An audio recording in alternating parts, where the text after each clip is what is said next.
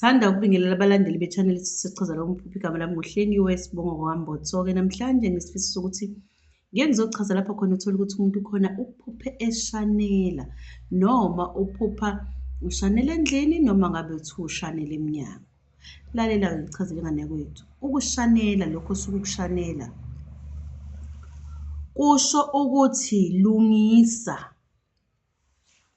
lungisa amaphutha, izinto ezithize ezenziwa abathize zangahamba kahle zenza inxushunxushu edlozini, zenza izibi ezingafunwa abantu abangasekho impela njengoba ngithi edlozini, zenza futhi ukuthi kubayinina lapha eniphila ekhaya ningakwazi ukuxhumana kahle nedlozi lenu, lingakwazi ukuxhumana nani, ningabe nisakwazi ukuphupha amaphupha aletha imiyalezo eqhamuka kubona, abangasekho bengakwazi ukunilethela izinto enizicelayo nina eniphila kulelo khaya. Manje kuthiwa uphuphe kuthiwa Shanela noma uphuphe Ushanela, ake ngithi nje uphuphe endlini uyashanela, ushanela izibi eziningi.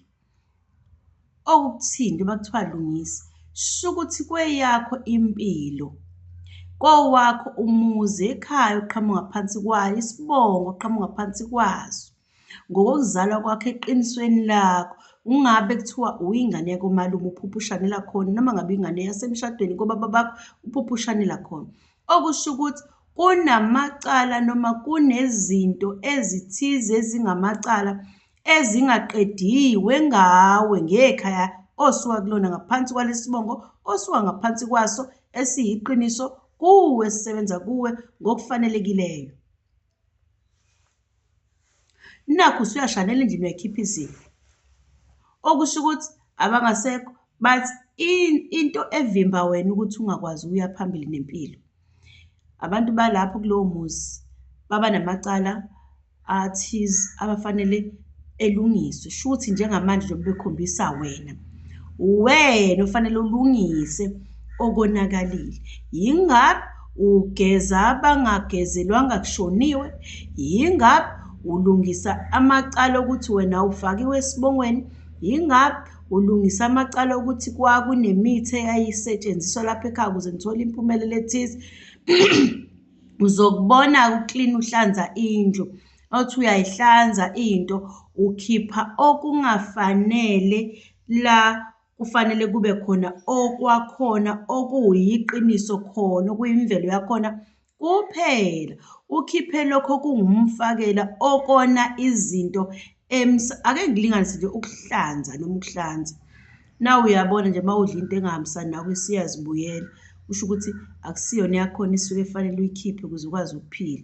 Nakanjalo uklina noma ukuhlanza indlu, yilapho usuke ukhipha khona izinto ezingafunakali ngokwekhaya lakho, ziphumela ngaphandle ukuze ukwazi ukuthi ikhaya likhanye, lihlanzeke, ikhaya libe nokukhanya, libe lihlambuluke, kungabe ikhaya linesithunzi. Kunamakhaya phela abuye abe nesithunzi, ubona cha impela muhle lo muzi omkhulu, kodwa kunesithunzi ngoba kunesisekelo sento engaqhamuki edlozini eyiqiniso, kodwa uthola ukuthi iyinto ewumfakela okwenza ukudonsa into ethize noma nifuna ukugadwa yileyo yinto. Iyona-ke sibusa. Ake ngilinganise nje futhi ngithi mhlawumbe kuthiwa kuthathwe nje into ehlanganiswe nebhubesi, akekho ongalisaba ibhubesi, hlanganiswa amafutha ebhubesi, wahlanganiswa amafutha engwenya, ukuthi ukusatshwa la ekhaya sekuhlanganela ephakeni egcekeni, madlula kunesithunzi kulo muzi. Yini? Awugadiwe yidlozi, ugadwe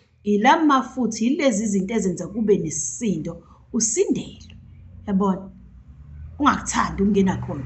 Abangasekho bazongena kanjani uma kuthi thina sisaba, thina sabantu abadlula? Yebo, uzophupha sekuthiwa-ke Shanela, khipha yonke lento yenza ukuthi abanikazi bekhaya, abagadi bekhaya bengakwazi ukuhlala kulelo khaya, kube yikhaya elisabekayo. Yayizwa loo nto leyo? Kube yikhaya elisithunzi ngoba basuke befuna ukuzoziphilela bona ekhaya. Khumbula phela ukuthi wena njengoba ulapha emhlabeni bayokulandelela uyoze ungene egodini ngani yakwethu. Belokho bekukhalima, belokho bekutshela sibani bani sifuna ukuthi lapha ekhaya, sibani bani sifuna ukuthi lapha, ngoba yini waya ehlaweni ezulwini, wehliswa wathunyelwa kubona kwathiwa woza uzolungisa amacala emndeni ayekade enzekile. Wathunywa wasuphathiswa izinto ofika lapha emhlabeni uzilungiselele bona ukuze bayophinde bekwazi ukungena ezulwini lomndeni bafowethu. Uma ungakwenzi lokho uzobona ngokuthini, uzobona izinto ezithize egcekeni zingenzeki ngale ndlela ofisa ngayo. Uthola umndeni uhambela kude kunawe, uthole abantu behlakazeka egcekeni, uthole ningahlalelani indawo, uthole kunezinto kanti kunensila ethize okuyiyona yenza abantu bengahlali ekhaya. Yingakho uzophuma sekuthiwa Shanela. Mase ushanela wenze njani? Khipha lento engasiyo efunakala ekhaya lakho, wenze lokho okufunwa abantu bakini. Ingabe walanda imikhovu, ingabe walanda angazi uzothini kuthiwani lento le, bafana abancane bafaka ekhaya. Le waphinde walanda amafutha ey'ngwenya, walanda amafutha, amabhubesi, wahlanganisa nemithi, amakati, uzofaka konke. Lalela, yonke lento izibi ezizohlupha kusasa ikhaya. Bangahlala abantu kuthi makuzelwe ingane encane incamela kuthiwa ingahamba iyokhulela kwenye indawo ngoba iyakhala ayithuli lapha ekhaya. Ngoba yilezi zinto zisebenza wonke umuntu la, zigade wonke umuntu. Kunabantu abahamba bezalwe abathi mabezalwa mase beyakhonjiswa lapha ekhaya kunokuthi lapha ekhaya kuney'lwane. Uzombona lowo muntu eseshanela-ke, eseshanele, uzombona lowo muntu eseyiphupha, uzozibona lowo muntu eseyiphupha eshanele, kusho ukuthi bayamtshela ukuthi kuleli khaya kulungile, kunezibi ezingafunakali, ezingafunwa abantu abangasekho. Ngaleyo ndlela khiphani lezi zinto khona sizokwazi ukuthi siphile kanye nani, ngoba angeke size sihlukane nani uma nisaphila emhlabeni. Siyolokhu salandelela ukuthi nje lungisani, khiphani lezi zinto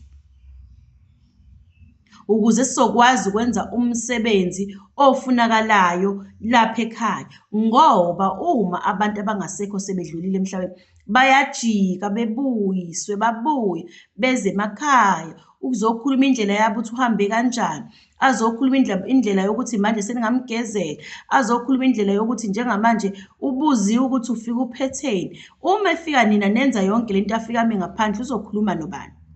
Uzobe selethe iphupho elithi shanelani igceke, lungisani ngoba kuza abathize abafuna ukuza ekhaya. Uma kuthiwa nje Shanela, lungisa okungafanele, kukhiphe.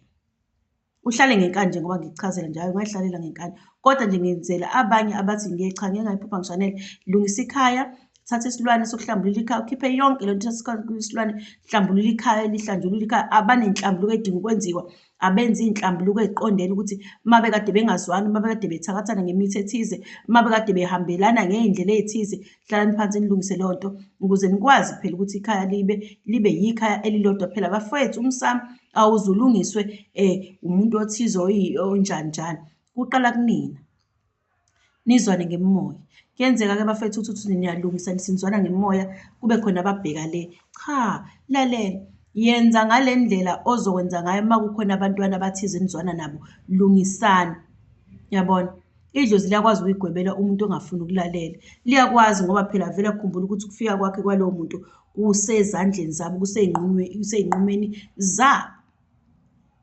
Ngaleyo ndlela uma uphuphe ushanela nasemnyango, yebo nakhona, lungisani igceke, khiphani izinto ezingafunakali ekhaya. Ayikho umuntu ongayazi into ayifakile. Wafaka ulanda inyanga ayishintshana ekhaya, kugcine sekhona ngisho umoya wey'bhoka egcekeni, akuhlaleki umuntu banivakashele ufike usuku olulodwa athi cha ngeke ngisabuye. Lungisani, kunemizi enjengaleyo.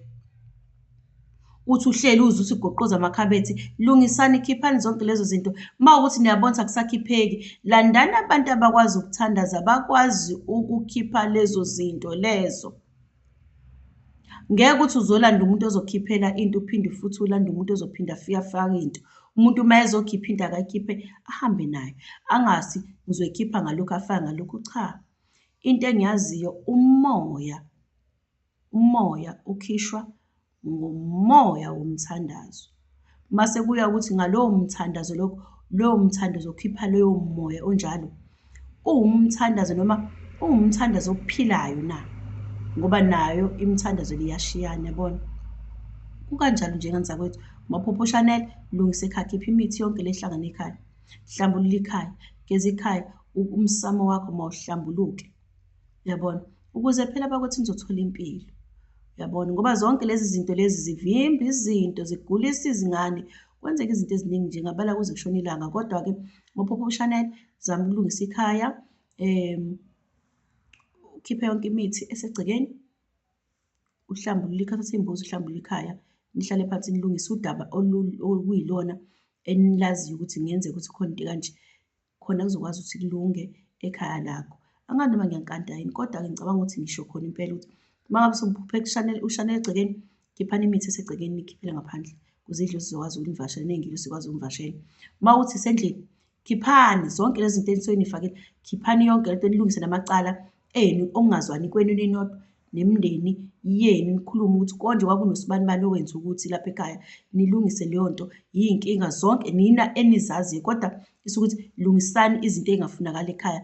Leyo nto isuke isiphakama kuloyo muntu ukuthi wena ophupha lelo phupho, zama ukusukumela izibi ezashiwo abantu abathize, noma izibi ezenziwe abantu abathize, ngoba ngeke uze uhlale kuleyo ndawo. Ngisho ungaqinisela ukuthi ngeke ngize ngikwazi ukukhuluma nabo, ngiyabasaba bazozuzwa, ngeke wena ngeke uze uhlale kodwa kuleyo ndawo, wena osuke uphuphe lelo phupho, ngoba uzothi uhleli nabo uvuke lento, ngoba itshengiswa wena nje awufanele ukuhlala phakathi kwaleyo ndawo engcwele kanjalo.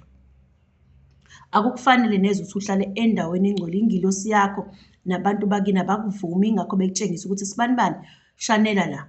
Uwulwe lokho, uma uhluleka-ke emva kwalokho uzozibona usuphuma ngesango, ugcine usushiya lowo muzi loyo, uyabona. Kodwa ithani uhluleka ubuzamile ngani zakwethu. Okwanamhlanje ngicela ukuma lapho, ngizophinde ngiqhamuke nje namanye amavidiyo ngokulandelayo.